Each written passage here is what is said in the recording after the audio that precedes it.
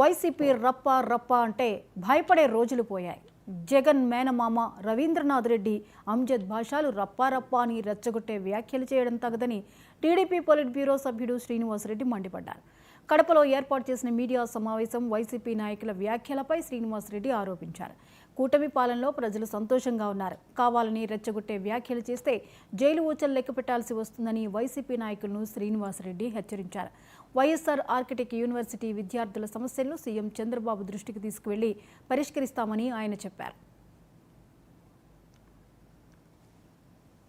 ఆయన మాట్లాడిన మాటలు వీళ్ళు జిల్లాలో మాట్లాడుతూ ఉన్నారు.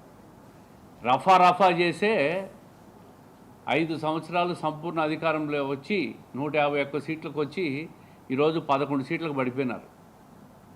అంటే మేము అధికారం లేకొస్తే శాంతి భద్రతలు లేకుండా చేస్తామని కదా ఆ సంకేతాలు. రాష్ట్రాన్ని మళ్ళా ఒకసారి నాశనం చేయాలా. ఈరోజు అభివృద్ధి చెందుతున్న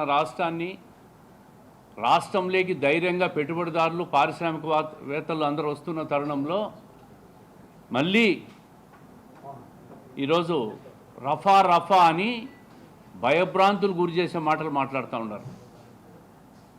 వాళ్ళకు బుద్ధి ఉందా అని అడుగుతూ ఉండా. ఏం మాటలు మాట్లాడుతూ ఉండరు మీరు? ఈరోజు కడప జిల్లాలో స్టీల్ ఫ్యాక్టరీ ప్రారంభమవుతూ ఉంది. మరి జగన్మోహన్ రెడ్డి గారు అంతకుముందు రాజశేఖర రెడ్డి గారు ముఖ్యమంత్రిగా ఉన్నప్పుడు కూడా భూమి పూజలు చేసిన ఫ్యాక్టరీ ఈరోజు చంద్రబాబు నాయుడు గారు వచ్చినాక స్టీల్ ఫ్యాక్టరీ ప్రారంభమవుతుంది. సిమెంట్ ఫ్యాక్టరీలన్నీ కూడా ఎక్స్పాన్షన్ పోతూ ఉన్నాయి. టూరిజం డెవలప్ అవుతుంది కడపలో. వ్యవసాయ రంగానికి పరిస్థితులన్నీ అనుకూలంగా ఈ ప్రభుత్వం తయారు చేస్తూ ఉంది. నీళ్ళు ఇవ్వడం, డ్రిప్ ఇవ్వడం, దుమ్మెత్తిపోసే ప్రయత్నం చేస్తూ ఉంటారు. వాళ్ళని ఎవ్వరూ నమ్మరు.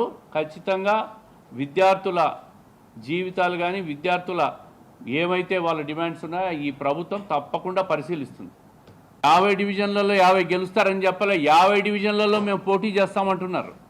అంటే పోటీ చేస్తామని ప్రకటించుకుంటా ఉన్నారు తప్ప వాళ్ళు ఇప్పటి వరకు పోటీలో లేమని అనుకున్నారు.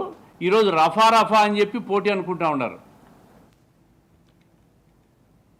భద్రాద్రి కొత్తగూడెం జిల్లాలోని సీతారామ ప్రాజెక్టు మెయిన్ కాలువ